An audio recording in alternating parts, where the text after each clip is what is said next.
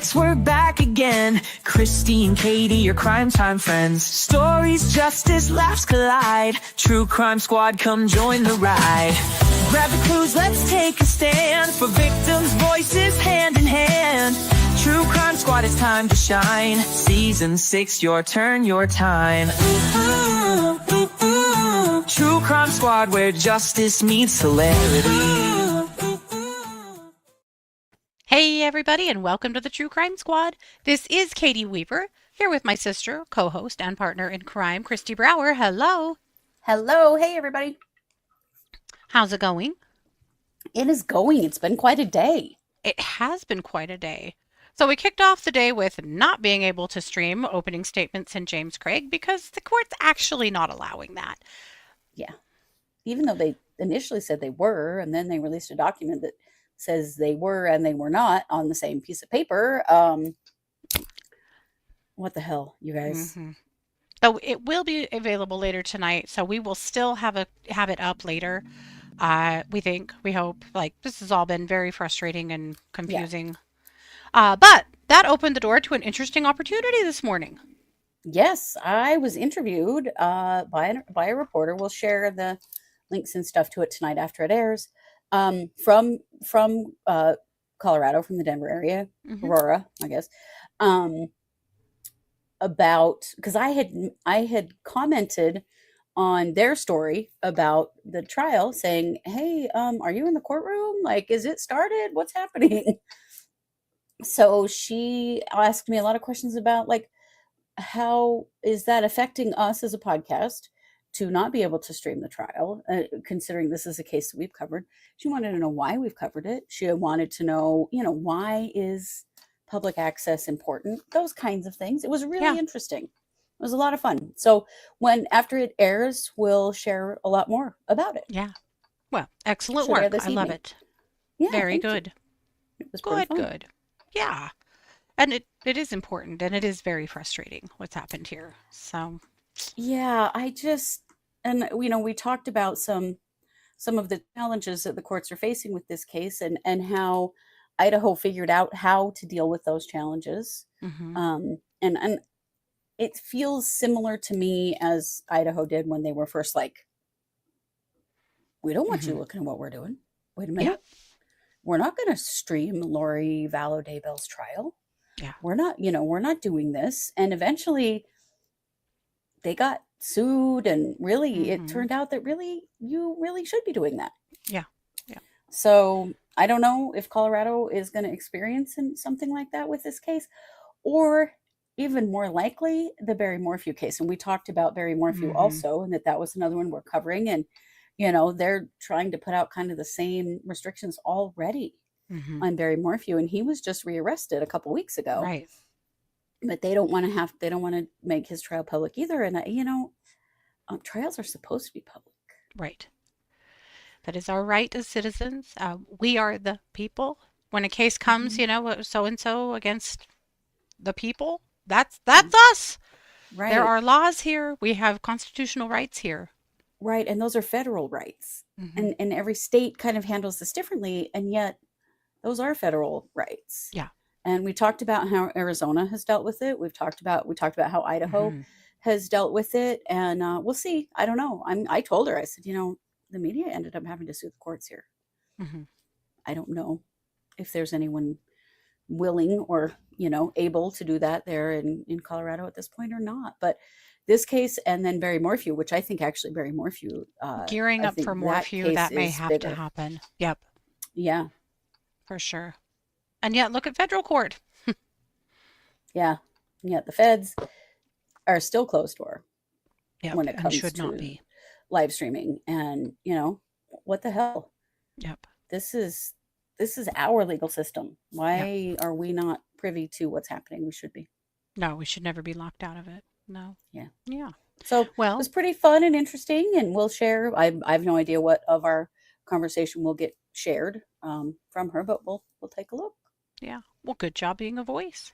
Well, thank you. Last night I talked about having loading a kiln and being excited about it, and you guys wanted to see what came out of it. So I thought, why don't I just let you open the kiln with me? So I'm going to show you what this looks like.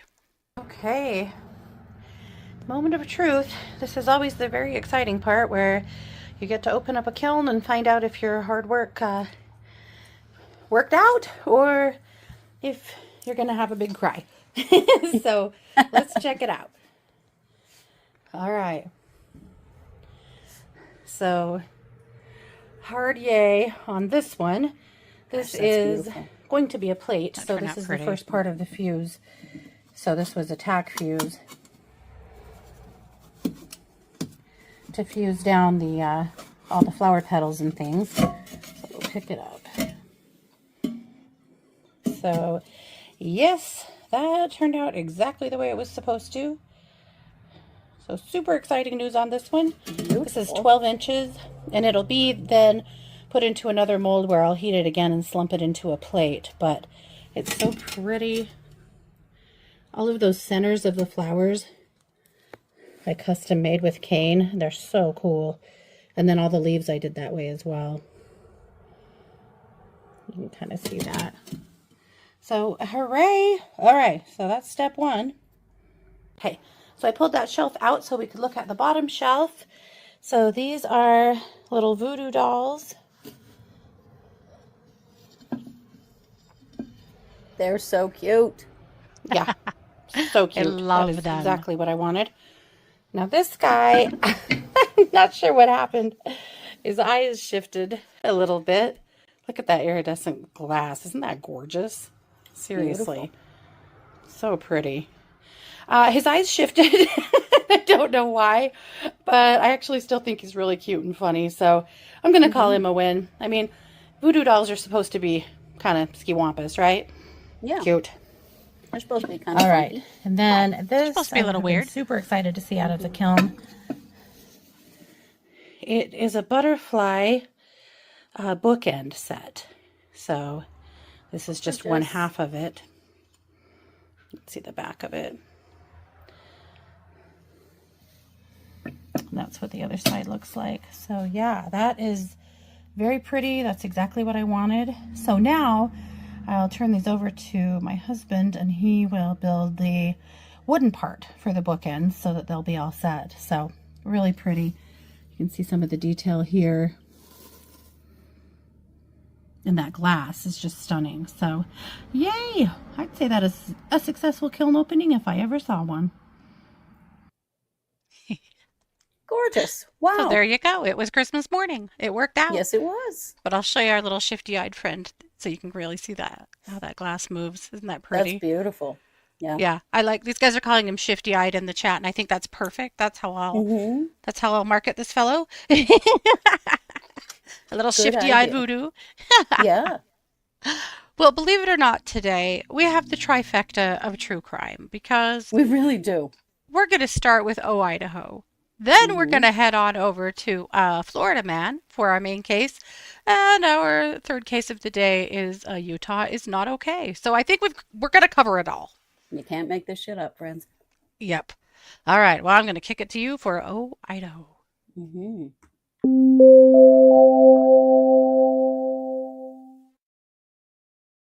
So this story just broke today. This, I guess I'll call him a gentleman. He's not a gentleman, but this guy right here is the mayor of a tiny little town out on the desert west of Idaho Falls called Butte City. And his name is Kevin Turner. And Kevin Turner is in some trouble. Okay. There is an investigation going on with the Butte County Sheriff's Office relating to an issue that occurred at a city council meeting recently, in which several city council members said that he threatened them with a gun in the meeting. Oh, for God's sake. They actually said he became enraged and threatened them with a gun during a meeting. Oh, my God. Yeah, so this happened in the evening.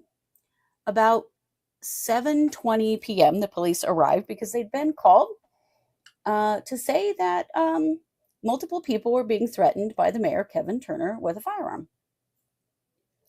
So they arrived and spoke to some people that were outside the building because they got the hell away from this guy, who said he was inside and had threatened them with a gun. Holy cow. So deputies talked to him. He said he was armed, but he had not been waving a gun around.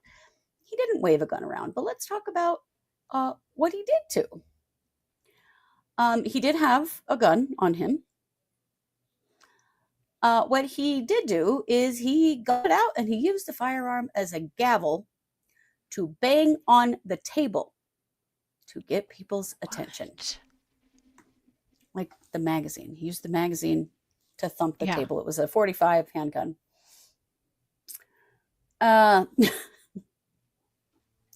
This is such an Idaho crime. This is like It the really most is, Idaho yeah. crime ever. So he held the barrel and banged the magazine against the table. There were 9 people in the meeting. Several people felt very threatened and afraid. Oh, yeah, you think? Witnesses Wow. said they took Kevin's actions to be threatening and feared for their safety. There is audio of the council meeting, although it's being withheld right now. We have public, open meeting laws in Idaho, Yeah. as do most states, and that should be available. Mhm. East Idaho News has tried to get it, can't get it. It Mhm. actually should be posted on a website Yeah. where anyone could watch it or listen to it.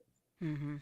I know this because I have myself been on city boards, and it's very important to be, you can't have closed door meetings in which the public can't actually witness Mhm.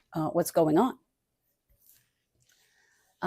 Although what has been said, according to court documents, because the police do have the recording, Mhm. that Kevin Turner can be heard angrily yelling at Councilman Stephen Avery and a man and a woman alongside him, loud banging. Think that might be the gun?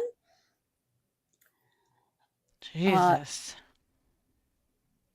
Court documents say it appears that once they criticize Mayor Turner, that he becomes enraged and ejects Stephen Avery and a man and woman. We don't know who they are. And it appears that Erica Turner asks Kevin to calm down and wordly yells, "Kevin," when the firearm is introduced. Erica Turner being Kevin Turner's No. wife. Police also report that at the end of this confrontation in the recording, Turner can be heard saying, "I can do whatever I want. I'm the mayor." To that I say, sir, Kevin. no, you cannot. No, you cannot. Now, East Idaho News, because I was going to go see if we could get the recording. East Idaho News said they contacted the Butte County Clerk, the Butte County Sheriff's Office, the Butte County Prosecutor's Office, the city of Arco, which is a bigger city nearby, Mhm. and the city of Butte City for a copy of the city council meeting audio, which should be public record, Yes. but they cannot find anyone who has it or who will share it. Now, unfortunately, the city clerk,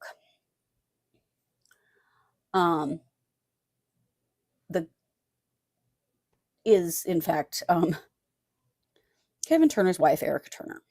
Oh, for Christ's sake. Yeah, apparently the current listed phone number for the city of Butte has been disconnected. Yeah, there's some hiding going on because Oh my gosh. this is bad. Mhm. Mayor Turner also said he was acting as the mayor to keep order in the meeting. Dude, No. no. An order in the meeting by pulling a gun on everybody? Oh, Kevo. It's time for you to hang up your gavel, as it were. Yes, sir. Yes, it is. Apparently, what he says happened in the meeting is that that a man interrupted the meeting to raise an issue. Happens been in these meetings. He told the man he could have time at the end of the meeting to address the problem, but the man would not be silent. He also said that the man and his wife had issued threats to another woman who lives just outside Butte City. I have no idea if those things actually happened. This is just what Kevin Turner is saying. Right. He claimed that it is not normal for him to bring firearms to city council meetings. But I'm going to guess that's not true. I'm I guessing am too, he carries everywhere he goes. Yeah. because this apparently happened during the meeting, so he didn't know he was gonna want his gun. I don't know. Mm-hmm. He said the man's conduct was getting out of line, that he was standing and moving toward him. Now, I will tell you that in the city of Idaho Falls, there is a police officer present during our meetings. When I was on the planning and zoning board, and also on the board of adjustment, we have an officer that would deal with things like this. If things got out of control, there was help, and it wasn't the mayor banging his gun on a table. Now, this is Mm-hmm. Butte City. It's a tiny little place. There's only like 79 people or something in this city. So I don't know if they don't have an officer from Butte County, maybe. But it would certainly not be the mayor's job to remove someone No. normally. Um, he claimed that he was started to feel threatened by the man's actions. I mean, I don't know. So let me show you. This is from the repository. He's been charged with weapon exhibition or use of deadly, and it is a misdemeanor because Mm-hmm. this is Idaho. Yep. In other places, there would probably be a much bigger charge for something like this, but not here. Mm-hmm. Good Lord. So, I think Mayor Turner may have really made a big mistake here. Like, you Yeah. just can't do that. Also, withholding access to the public meeting data, also not cool. That's Not actually cool at all. illegal in the state of Mm-hmm. Idaho, and the city can be in big trouble. So Butte City could be Yeah. in big trouble for that from the state. So they need to turn that over. It should be public record. It is always Mm-hmm. meant to be public record. Always. And this Yeah. is exactly why those meetings have to be public record. Mm-hmm. And trust me, I've been in some ugly ones. No one pulled out a gun and used it as a gavel. But I've been chairing a meeting before when someone was screaming at me. Like, I do Mm-hmm. understand this stuff can happen. However, you don't pull your gun out and use it as a gavel. Also, No. that gun was loaded. The police Right. confirmed that it in fact was loaded. Yeah. Banging it around like that. What the hell are you doing, dude? Anyway, so we'll let you know if anything else comes from this, but Okay. that was the most Idaho story I've heard in a while. Indeed. And with that, Katie, I'm going to kick the mic back to you for what I suspect is a very Florida story. Oh boy.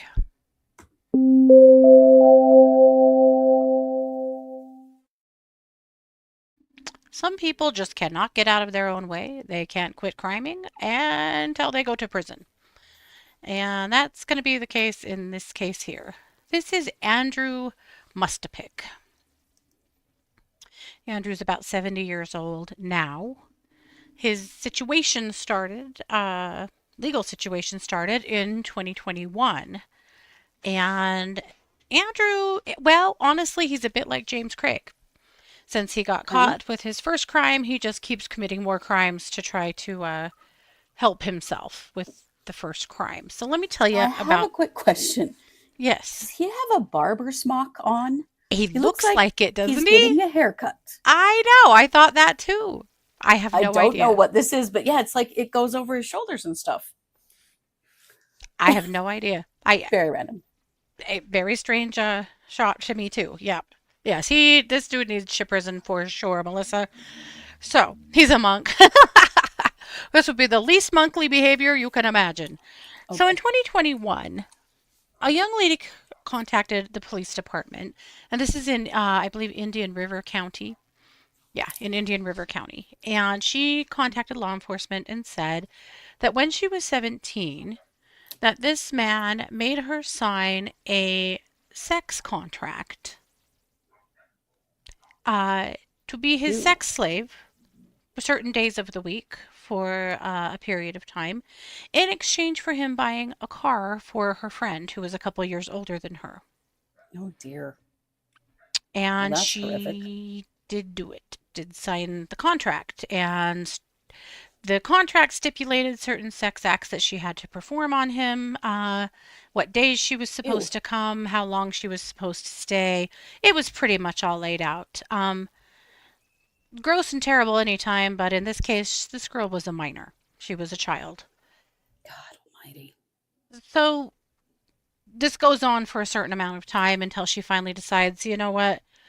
I'm not doing this anymore. This is disgusting. I hate you. No. Mm-hmm. So he reposed the car from the friend, and she finally decides she needs to tell the police this happened because she's scared that he's doing this with other people and Right. other young women are being victimized by this man. Sure. So I'm going to go through a timeline. So this was on August 17th, 2021, that she contacts law enforcement. On September 27th, 2021, a warrant is written. On March 27th, 2025, so he's been arrested now and I believe had bonded out at that point, but this is about 6 months after he was arrested. Or no, Okay. sorry, not 6 months. We're talking about 3 years. So this was Yeah. from 2021 to now, 4 years. So Okay. his case kind of started marching through the courts throughout that time, and he had Mm-hmm. bonded out. He was just, doing whatever things he does. Well, he decided to sign a guilty plea. So he said he'd sign a plea of no contest to of one count of sexual activity with a minor, which would be a second-degree felony. So he negotiated this plea with the state, and a part of the plea was that he would be found guilty and he'd serve 1 year in jail and 10 years of sex offender probation. So the max punishment would have been 15 years in jail. So he's getting himself out of 14 years of jail if he is to be found guilty, and there was vast evidence against him. So he Okay. says, fine. Well, part of the stipulation was you cannot, before we sentence you and put you in prison, be committing any more crimes. Okay? Ooh. Read the fine print. There's the plot twist there, Andrew, who seems to Mm-hmm. think he can do whatever he wants whenever. So he signed that plea in March. Then on May 1st, well, somebody contacts the police who knows him well. They said, problem. Andrew is trying to hire a hitman to kill that girl. Oh my God. So the police intervene and they manage to become the hitman. And so Ah. Andrew here meets up with an undercover police officer who's pretending to be the hitman.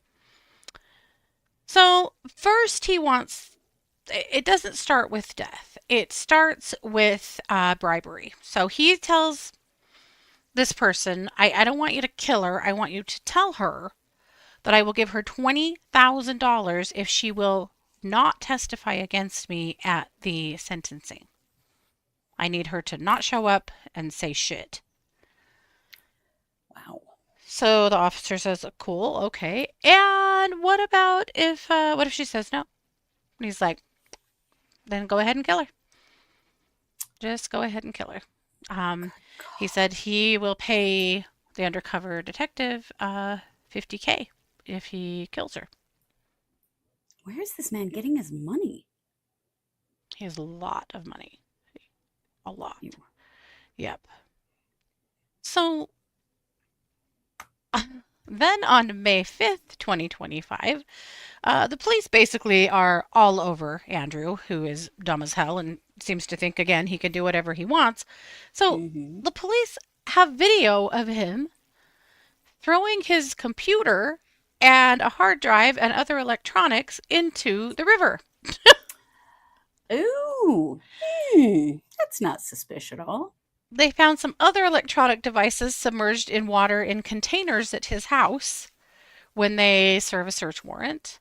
They also find bank envelopes that have the exact right amount of cash stored in them for the money that he was supposed to use for the murder for hire plot. Very organized, this guy. Mhm. Wow. Jesus. He's very organized, yes. Oh, obviously, they serve an arrest warrant on him for 2 counts of soliciting to tamper with a victim.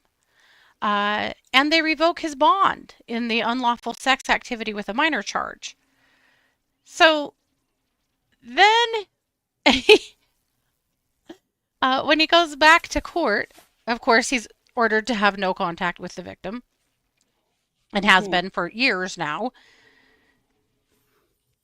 So then when they go to court on the guilty plea, he tries to revoke it and says, never mind, I don't want to plead guilty anymore. I'm not doing this. And the judge says, Andrew, here's the problem. It's irrevocable. We said, if you commit a crime, you cannot then draw back your guilty plea. So, no, bitch, not happening. And in fact, we're going to go ahead and sentence you to the max because you're a piece of shit and we hate you. I think that's what they said. It was something like that. Probably something similar, yes. So the in judge a more sentences judgely him. kind of way. Yeah, he was probably more polite than that. But I don't know. This is Florida, man. We don't know. We don't know. It is. That's true. So apparently, the sentence has come down. So he's going to prison for 15 years no matter what. He's 70. So it may as well be a life sentence at this point. But now he has the additional charges. And they have all the evidence against him in those. So yeah, he's going down. So Andrew, you're disgusting. I can't even imagine how many girls you have exploited over the years. I just really can't. As it turned out, his victim didn't come to sentencing. It was too much. But her attorney did. Poor girl. And read a statement from her. And she said she needs to be able to move on with her life.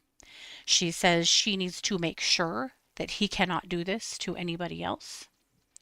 She says she was young and really vulnerable at the time that this happened to her. And she needs to make sure that he's held accountable. So all of the flowers to her. Yes. This has been an incredibly difficult thing. She's also a mama now and felt like his threatening of her life threatened to leave her child an orphan, and that's made her sick. She's been a baddie. She has really stood up and has been very brave throughout this entire thing. So again, all of the flowers to her. Andrew, you are an absolute moron. I hope that you never see the light of day again. I don't think you will. 100%. Because besides he's also a registered sex offender now, so that's good if he were to ever get out. My biggest question, though, is no way in hell this just started. No way in hell. He's been using money to exploit young girls for who knows how long. Right. Somebody so that he could sexually was just assault finally them. brave enough to stand up. Which good for her. Yep.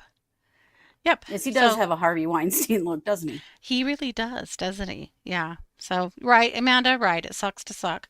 So, Andrew, jail and hell for you. Yep. Is disgusting. he in some kind of a suit that the jail put him in? Like, everybody in the chat too were like, what is this wearing? outfit? Yeah. What is this? It's I have so no idea. weird. It does look like a barber smock. Maybe it's kind of I don't know. Maybe when they arrested him, he was naked and they threw a sheet around him. I don't know. I don't even want to know now. Ugh, gross. Andrew, Maybe he was wearing a special, thing that hooks only around his neck so they could do the cavity search. I don't know. I don't want to know. I do not want to know. Oh, I do, but I don't. Never heard that before. A pedo suit. Yes, that did look like a pedo suit. What the hell? Yeah. But this absolute ass thought he could have that girl either shut up or killed so that she didn't say bad things about him in court. But hey, thank you to those of you who spoke up about this man. Yep. We always say, see something, say something. Mm-hmm. This is our job as citizens. Yes. Speak and nobody up. knows who the witness is who told the police that he was trying to do this. But the police are calling them the real hero of this case, which indeed, she could have been murdered. She could have been. Yeah. And the fact that they managed to slip their way in and become the murder for hire guy, like that is hilarious. Honestly, Andrew, you're a fucking idiot and you deserve to be in prison forever. Indeed. Yep. So with that, I'm going to kick it over to you for a Utah is not okay segment. Oh, no.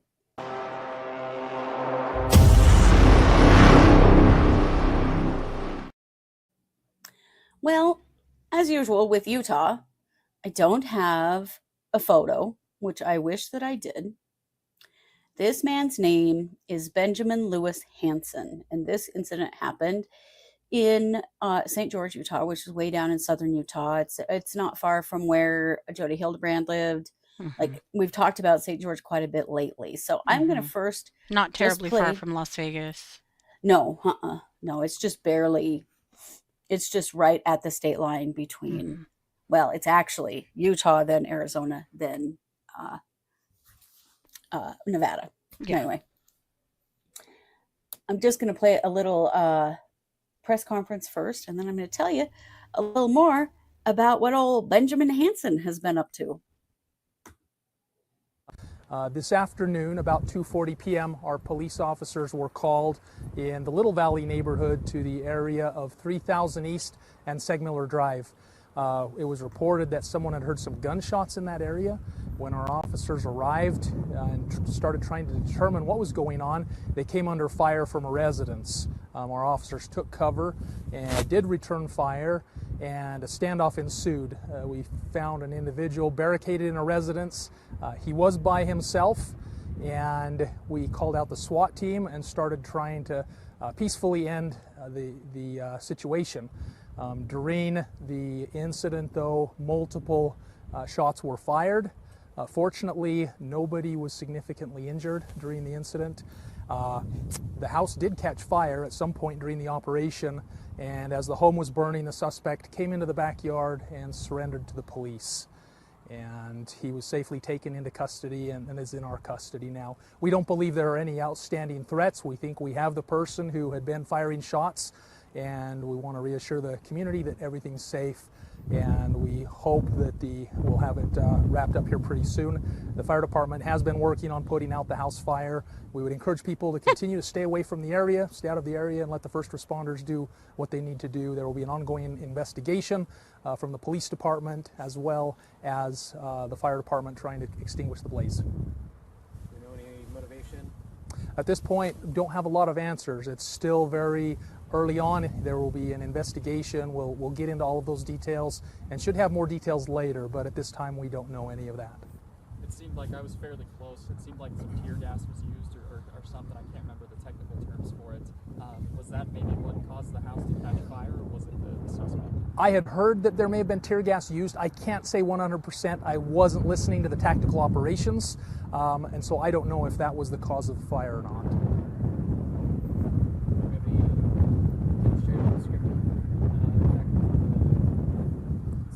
An adult male is all I know. Was it his home? I don't know that. The one thing I will add is because it did involve police officers, that there will be a critical incident investigation. An officer-involved shooting team will be called out to evaluate and make sure that all of that was handled appropriately. And so we will follow our standard protocols for dealing with those types of situations. How long did the shootout kind of last with the fire? I don't know that. I heard there were multiple shots fired, but as far as the duration, I'm not certain. In both directions? As far as I know, yes. Officers shooting and the suspect shooting.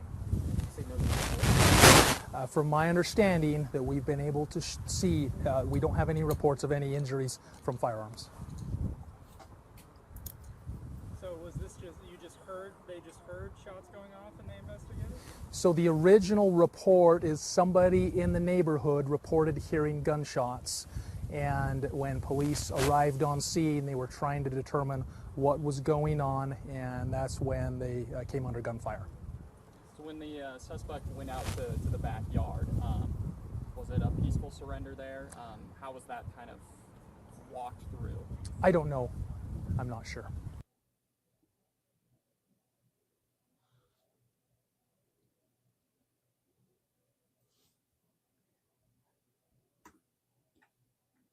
All right. This is the house. So, Wait, is this James Craig's attorney or not? it is not James Craig's attorney, if you can imagine. So, this is the home of Benjamin Lewis Hansen. Someone called the police. It was a woman living in the guest house of this house. Oh, God. There was actually a domestic violence incident happening with this man and what is we believe to be his wife. The women living in the guest house called the police. The police arrive. They have the phone number of the woman, of the victim inside. They call her. She comes out of the house. See, they'd already been hearing shots. So he was already firing shots before the police came. They managed to get her out of the house. And as soon as they got out of the house, he was up in that upper level firing at the police using multiple weapons and multiple vantage points. But he was up high and, sniper style trying to kill the police. So this happened on July 8th. So it was last week.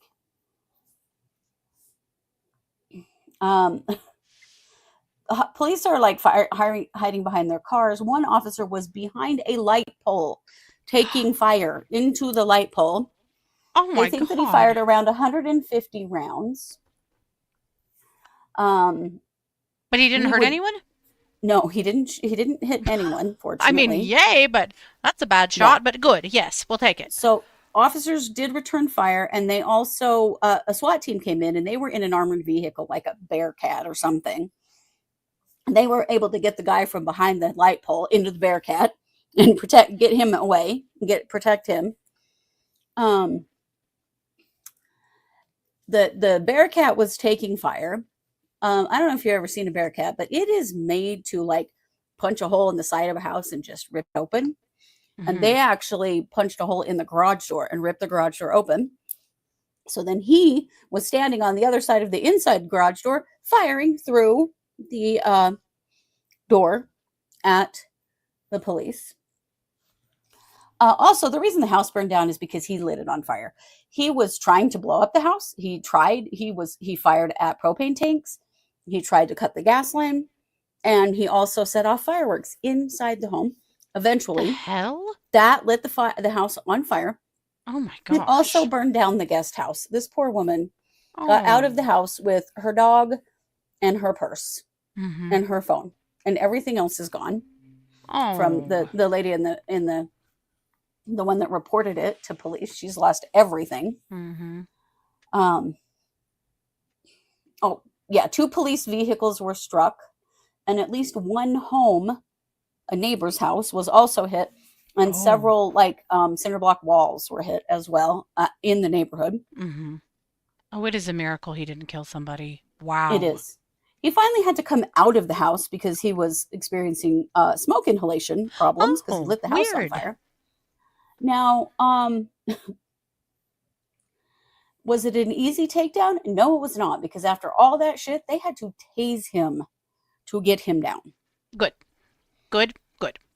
Yes. More of that. It turns out that he was under the influence of alcohol and cocaine.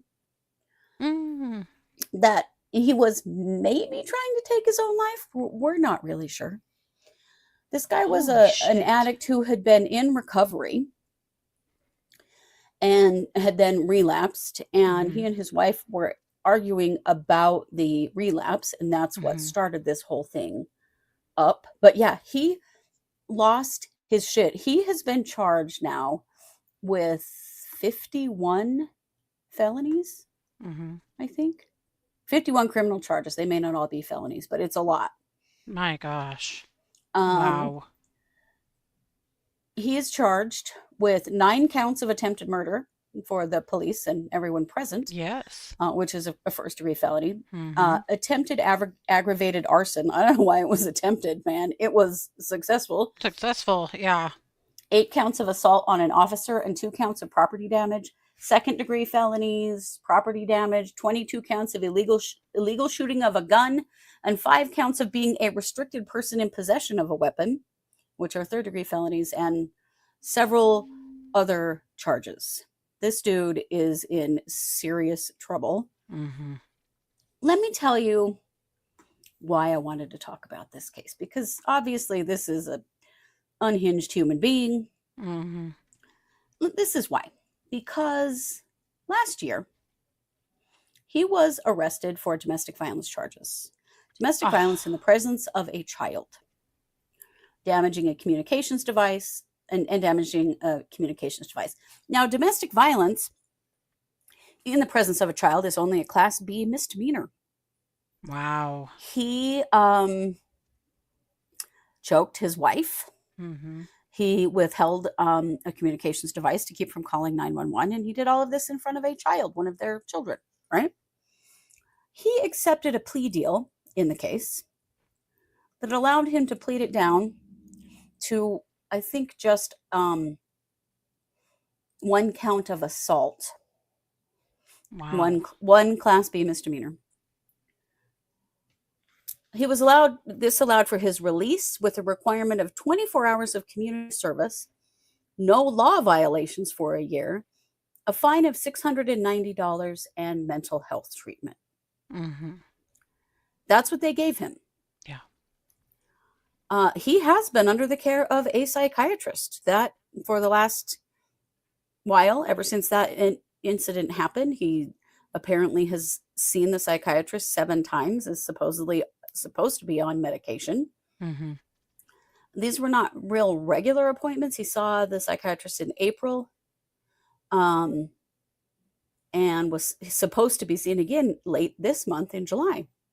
But this is why when violent people harm their family members and get off with nothing, Mm-hmm. it is quite likely that they are going to do it again. We have seen it. The patterns are there. We all know, anybody that's worked any amount of time in domestic violence knows, somebody gets away with it the way he did that first time, it'll never end. Nope. No consequences for him, really, you know? And then we go to this. It's an absolute miracle that no one was killed in this situation. It is. But Yeah. way to go, Utah, for helping the guy out. Mm-hmm. Are you happy you did that now? Yeah. Because he tried to kill his wife, he tried to kill the police, he tried to kill his neighbors, you name it. Mm-hmm. And Yeah. even when he finally got outside, because he was dying of smoke inhalation, they still had to tase this asshole. Mm-hmm. I mean, he's going to prison forever now with all of those charges. Fingers Good. crossed. He's obviously been But, terrorizing his trying to family choke his for wife years. just really wasn't that bad. Yeah. Right? So, as usual, not that I'm speaking from a state that is okay, because this isn't either, but Utah No. is definitely not okay. Indeed. No. These very minor sentences in domestic violence situations are such a failure Mm-hmm. for everyone. Everyone. Yeah. Yeah. Thank God this woman and her children are safe. Oh, it's a miracle that they are. It is an absolute miracle that he didn't take out some of the police on his way. Right? But the fact that the first responders are okay is an absolute miracle. All of it. And it's neighbors. Well, he was apparently very drunk and also high on cocaine. And so Mhm. I'm suspecting that didn't do a lot for his aim, Yeah. because he was above. Like, he had quite a vantage point He had a hell of a from the vantage first point. responders. Like, very And he scary. clearly had plenty of firepower. Yeah. Was very prepared for Yeah. something to go down. Whew. Wow. Well, I'm glad he's in custody now. Jesus. And now maybe this family I can know. start finding a way to remake their lives now that they've lost literally everything, I sure as hope well so. as the poor tenant. Wow. I know. Yeah, he took everything from these people. Mm-hmm. Yep. And for what? Selfish bastard. Yep. Totally. All righty. Well, that's what we've got. So we hit the trifecta of Florida, Idaho, and Utah. 3 states that are very much not okay a lot of the time. Yep. Mhm. And we'll be back tomorrow at some point. Watch for the James Craig openings. We will get them and get them up if we at all can. Keep an eye out over in Discord. As soon as Kristi's interview goes live, we'll play it over, or put it over there so you guys can see it. Mhm. For sure. We'll be back tomorrow night at 6 p.m. for case updates. Following that is the watch party at 7:15. We'll let you know over in Discord when we know what the watch party is going to be. We've just had a lot going on with true crime and haven't gotten quite there yet. But we'll get it figured out this afternoon and let you know. So thank you all so much for being here. We appreciate you very, very much. And please like, share, follow. The super chat is on. You can always tip us over at Buy Me a Coffee as well. Never required, but always appreciated. So thanks so much, you guys. Take really good care of yourselves, and we'll be back. This has been yet another production of the True Crime Squad. Bye, everybody.